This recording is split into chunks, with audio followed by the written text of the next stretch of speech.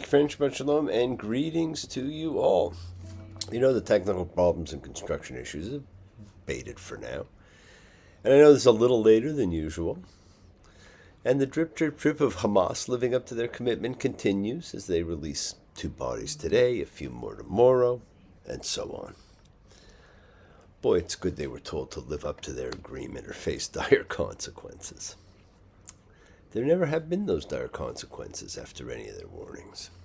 So, I don't know what it's going to take. When is never again, never again? When will the diaspora Jews say enough already? It's hard to believe that the largest population of Jews outside of Israel, New York City, is on the verge of electing a pure anti-Semite with no experience at anything, who believes in global intifada, that is the global murdering of every Jew on the planet. Friends, be careful what you ask for. And do not let hate guide you. Now, Israel is a special place. And it's not just for Jews. Israel is a true land of milk and honey for any who live there. Jews, Christians, Muslims. All in peaceful coexistence. And in the only democracy in the powder keg of hate in the world. Where free speech still exists. Where freedom of thought still is a priority. Freedom of choice abounds. And where man walked with God. Imagine there's no countries. It isn't hard to do.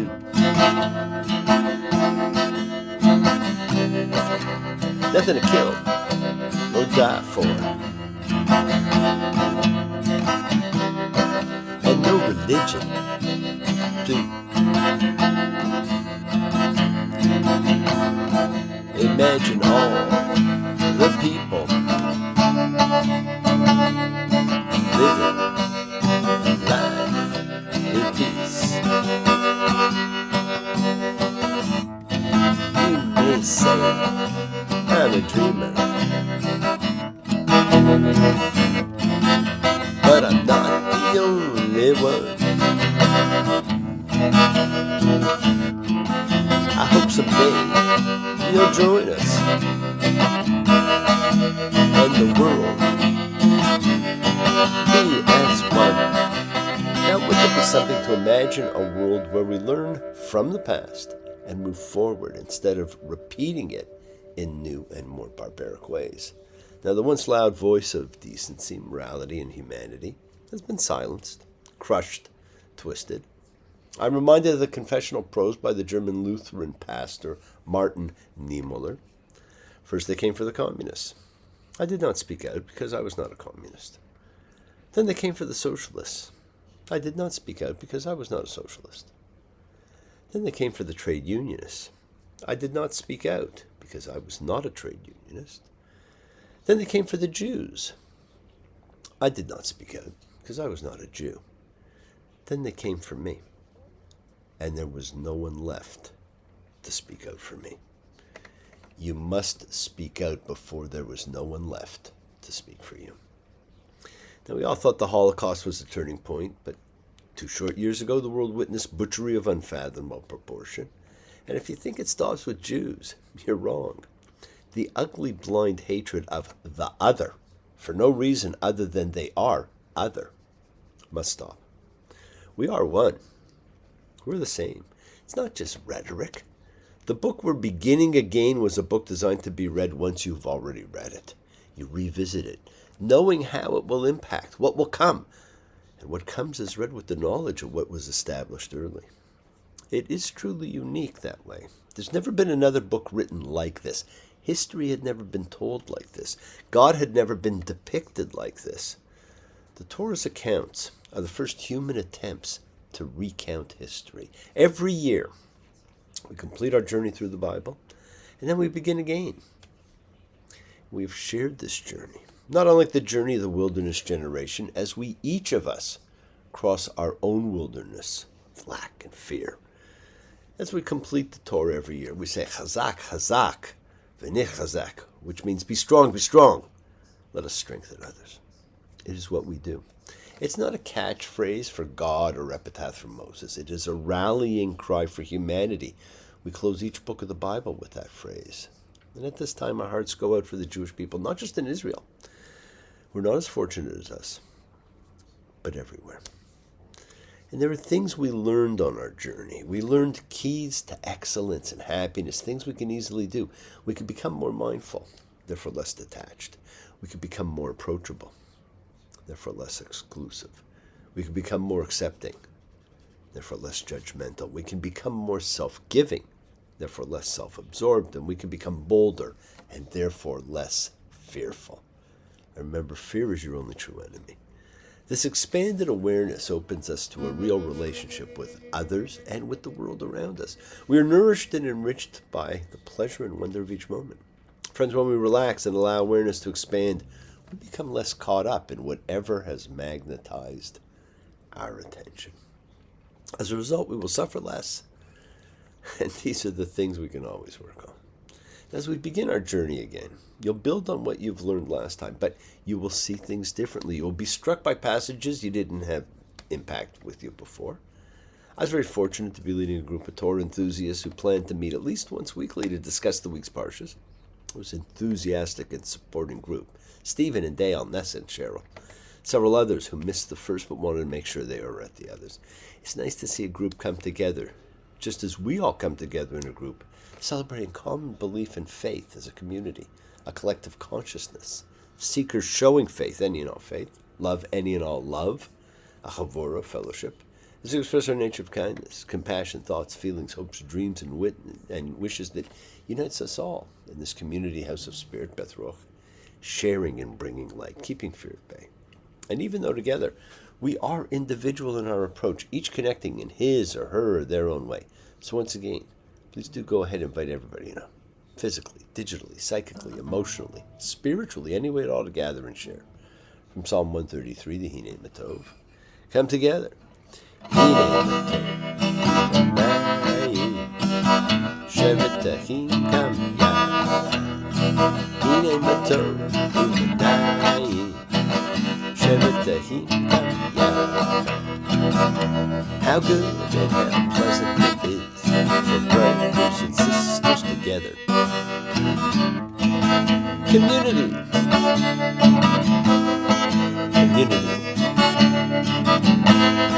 Community. Together. Let's all spread love, goodwill, and fellowship to the world. Remember, friends, this is your setting aside a little bit of sacred time in your sacred space to honor and converse with whoever, whatever you happen to believe in, because we all believe in something. It's a part of your kavanah, your intention that you put out to the universe. It is your goodwill. Let's take some time now. Let's use that intention. Some of that goodwill, some light, some healing. Let's send it out to whoever you know that needs it. Healing and renewal is for everyone. It floats through space, finding those in need, so send it out. For those you know and for the souls and spirits of everyone you love. So think of whoever that needs healing and renewal and love, or just plain goodwill. Focus on them, call their names. It's not just for people. It's for our pets. It's for the earth. It is the healing of the world. The tikkun olam that is part of our spiritual genetic makeup. We have to help heal the world. Remember, we must each do what we can in our own little corner. And a part of the healing of the world is when we send thoughts and energy for health and renewal and goodwill for everybody. It is the prayer for the sick, but they don't have to be sick because it's for those in our hearts and our minds. Let's all send energy out for the people in need everywhere. For Leanne Surtsey and the Goo. For Snoopy. For Gloria and Doria. For Johnny and Fern. For Dave and Sabrina. For Carson. The Kabbalah Study Group. For the MW. Beautiful boy always hungry for knowledge. For Nina, Panina, and Danny. For Ronnie and Connie. For all our animal friends everywhere. For John and Maria. For the builder. For everyone. Everywhere. For the buzzing bee. Friends, it is the kindness, the healing wishes, goodwill, and love we all send out. It just circles the world finding those in need. So thank you, each of you, for all you do, for all you care. Because the world is a world of spirit. And spirit, my friends, never dies.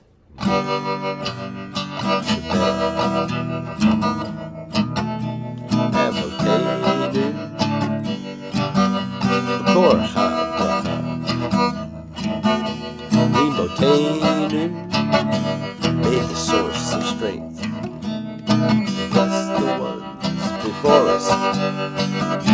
Help us find the courage to make our lives a blessing. The renewal of body, the renewal of spirit. Let us say, Amen. Misha Baruch. Let us all have our spirits renewed. This is the great prayer for healing, which we call upon God to heal as He has healed before. Misha Baruch, may He who blessed, because all healing is a blessing. Let's all send and receive healing and renewal energy in our effort to love, to share, to care, to grow. Now this week we go back to the beginning and we read Bereshit in the beginning. It's such a powerful reading. Look at what it covers. The 6 days of creation and the Sabbath, which is so important to the entire process. A second account of the creation. I remember when Adam is created, it's not a name but a genus. We get to first perceive sin and its punishment. And to call it a sin is wrong. The humans ate from the tree of knowledge of good and bad. A great gift you were all given. And with it, the most interesting character in the Bible. And the only talking animal until we end the story. We see the first murder, when Cain murders Abel. And it was murder. You could tell that because it was determined by intent. We see the beginnings of civilization. We're informed about Adam's descendants to Noah and his sons. And that was simply to get us to Noah. And then we are introduced to the wickedness of humankind, the regret of God, and the formal choice of Noah. There's so much there. You could talk about any of these. There's even a biblical book left out of the official canon, almost specifically devoted to that last part, the wickedness of man. What appears like his stupidity, the story of the angels, the birth of the giants, a book which, when you read it, you wonder, so what's changed? You have to end up asking yourself why people who know better don't actually seem to know better. The sun is burning. It never changes. The people look up with nothing in their eyeballs. They stare at billboards as if for guidance. There's something wrong here. Can't put my finger on it. Same way every day. Stupefaction. Where do you begin to talk about the most important story of all time? The story of origins. Ours, the world's, the infinite universe. What's the master plan that put all these elements in place without most of them banging into one another like an old bumper car ride? For proof of gods and creation, just go outside. Head to a spot where you can look up at the stars, see an ever-expanding, exploding show of light, get lost in the flow of the Milky Way, or look through a telescope, see the rings of Saturn. Once man looked up and marveled at the 6 other planets he saw. That was his entire universe. We now know that the once vast extreme, like the size of the head of a pin in terms of what's really out there, if that reality of our size being smaller than a grain of sand in the vastness of eternity doesn't get you, nothing will. In fact, I recently learned that there's more stars in space than there are grains of sand on every beach on Earth. In our never-ending search for knowledge, one thing always strikes at the curiosity of man, and that's the search for origins. Comic books, novels, films, the ones that call out to us are the ones that answer where something started. Where did each superhero originate? What created the power of the Force? What brought about the Trojan War? What made the Beatles so great? How'd the Beverly Hillbillies end up in Beverly Hills? Each of those has an origin. We want to know. Now this book, and I'm not talking about the Bible, I'm talking about the first book of the Bible. Same Bible for the 3 dominant Western religions, Judaism, Christianity, Islam. Genesis to most. Bereshit in Hebrew, at the start of, purports to tell our origin formed from sand, returning to sand. But does it? In the time of my confession, and in hour of my deepest need, when the pool of tears beneath my feet find every newborn seed, there's a dying voice within me, reaching out somewhere, toiling in the danger and in the morals of the despair. Don't have the inclination to look back on any mistake.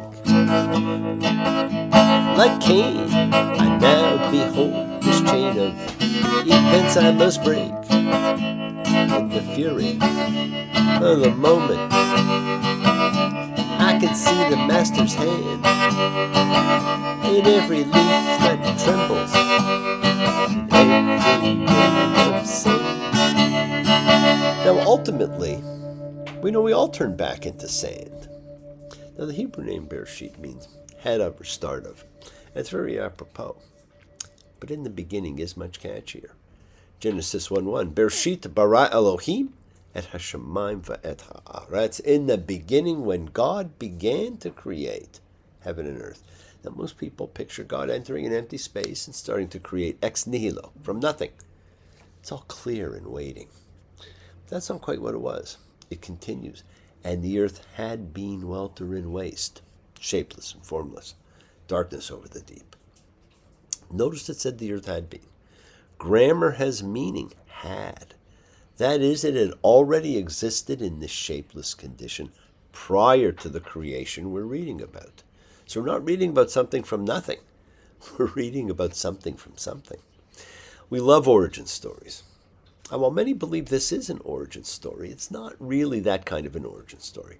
This wasn't God creating the universe from nothing, but God creating from something already created. In fact, we're only told one thing God created, and that's in Genesis 1:3. Vayomer Elohim yehi or vayehi or. And God said, let there be light. And there was light. Light is the only thing we see created.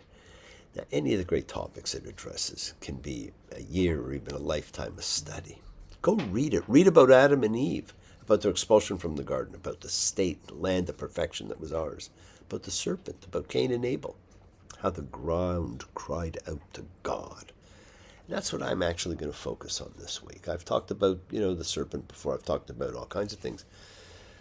But I want to talk about another origin story, perhaps one of the greatest dangers facing man still.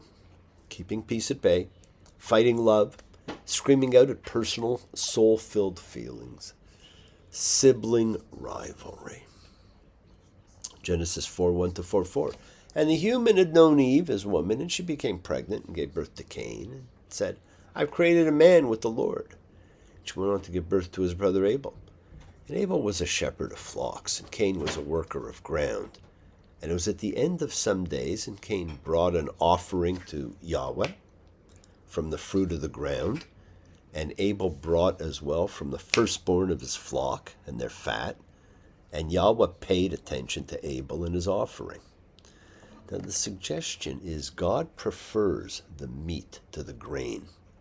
We see this again with Jacob and Esau. But another of the things this points to, God choosing the younger over the older. And so that begins. Now, Cain's not happy about it. So Cain suggested to Abel that the two of them go out to the field together. Genesis 4:8. As while they were in the field, Cain rose against Abel, his brother, and killed him. Fratricide recurs repeatedly in the Tanakh. It begins here with Cain and Abel, and ends with King Solomon executing his brother Adonijah. In between these, the issue of fratricide comes up, particularly in the stories of Jacob and Esau, and Joseph and his brothers. In the story of the rivalrous brothers Jacob and Esau, Esau comes to Jacob from the field. In fact, Esau is introduced as a man in the field. And Joseph begins his report of his dream that offends his brothers with the words, here we were binding sheaves in the field, which prompts his brothers to propose fratricide a few verses later. The Tanakh recognizes that sibling rivalry is felt by nearly all humans. It warns us to be sensitive, to keep our hostile feelings in check, to be sensitive to our siblings' feelings as well. We actually see this develop through the chain of sibling stories in Genesis, culminating in Joseph, who offends his brothers in his youth, but who learns to show them understanding and kindness in his mature years. In fact, the two dominant stories of Jacob and Esau and Joseph and his brothers are the same ones that show the power of the forgiveness mechanism. We're actually never told why Cain kills Abel. Many suggestions have been made. But it is significant that the text never tells the reason it implies it's his anger over God's favoring Abel's sacrifice, but it never says this explicitly. Sometimes the silences in the Torah tell us a lot. In this case, perhaps a suggestion is that the concern is not Cain's immediate motive, but rather the deeper, essential fact of sibling rivalry. Anyone with a sibling knows the fights among siblings rarely center around the fact of the fight. The issue is the existence of the sibling. As the first humans to have a sibling, Cain and Abel are the archetypes for sibling rivalry. The whole world was Cain's until Abel came. And the Lord said to Cain, "Where's Abel, your brother?" He said, "I don't know." "Am I my brother's watchman?" Now we say keeper, am I my brother's keeper, because it sounds better. But watchman ties into the missing book of Enoch. And then God says, Genesis 4:10, "What have you done? The sound, your brother's blood is crying to me from the ground." And so we get the first look at the power of blood. The life force of man flows through the blood. We are forbidden to take it, to eat it. And it screams out to God. Yes, my friends, the world is sacred. So is everything in it.